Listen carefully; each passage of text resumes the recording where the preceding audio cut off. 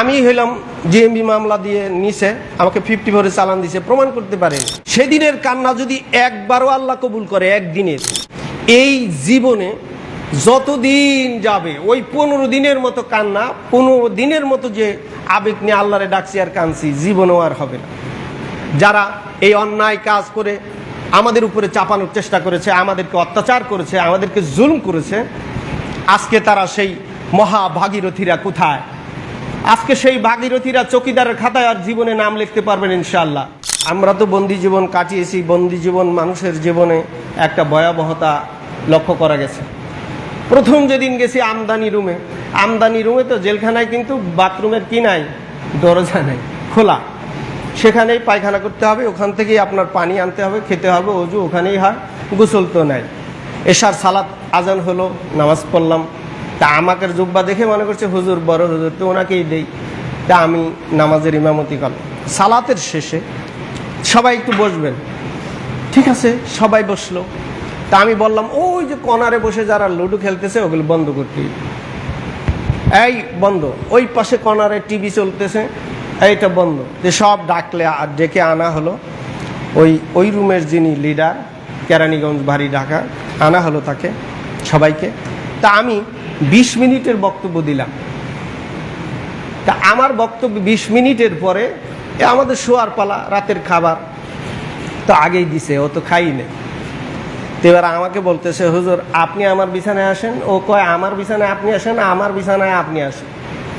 সব শেষে যার বিছানায় থাকলাম, রাত্রি যাপন করলাম, পুলিশের আইজি, ছেলেটার নাম ঢলার, অস্ত্র মামলার আসামি। সে আমাকে বলল, হুজুর কোনো জায়গায় যাওয়া দরকার না, আপনি আমার চাদরে শোন। হ্যাঁ, বিছানা ছেড়ে দিল, শুইলাম। রাত্রে সবাই বলতেছে ভালোই হয়েছে, সামনে রমজান, হুজুর পাইছি, রমজানটা ভালোই কাটাইতে পারুম। আমি কই, এই দুয়াই করলেন? মানে যে অবস্থায় আছে সেই অবস্থায় তার চাহিদা, বলছে খুব ভালোই হয়েছে।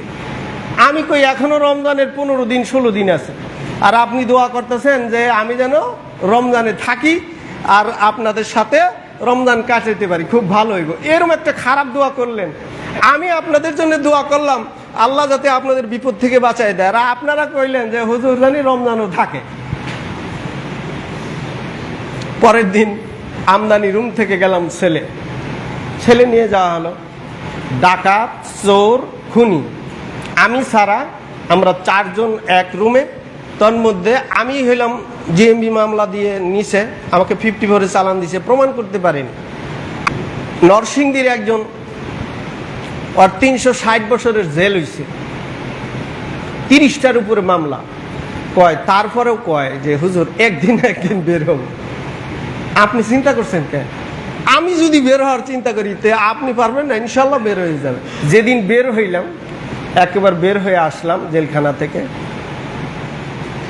রাস্তায় উঠে আমি দিক চিনি না। আমাকে গাড়িতে উঠে চৌরাস্তার দিকে আসতেছে, আমি কই এদিকে যাও কেন? যামু তো ওই দিকে, মানে উত্তর পূর্বরে। আমি বলতেছি এটা উত্তর। এই সাধারণ মাত্র 15 দিনের দিন হলো আমি বের হয়ে আসছি, রিমান্ড এবং বাহির মিলে। এই 15 দিনেই আমি দিক ভুলে গেছি। এই 15 দিনে যত চোখের পানি পড়ছে, মানে যত সময় পড়ছে, এই জীবনে যতদিন যাবে ওই 15 দিনের মতো কান্না, 15 দিনের মতো যে আবেগ নিয়ে আল্লাহরে ডাকছি আর কাঁদছি, জীবনেও আর হবে না। সেদিনের কান্না যদি একবারও আল্লাহ কবুল করে, একদিনের, তাই তো যারা এই কাজের সাথে জড়িত ছিল, যারা এই অন্যায় কাজ করে আমাদের উপরে চাপানোর চেষ্টা করেছে, আমাদেরকে অত্যাচার করেছে, আমাদেরকে জুলুম করেছে, আজকে তারা সেই মহা ভাগীরথীরা কোথায়? আজকে সেই ভাগীরথীরা চকিদারের খাতায় আর জীবনে নাম লিখতে পারবেন ইনশাআল্লাহ।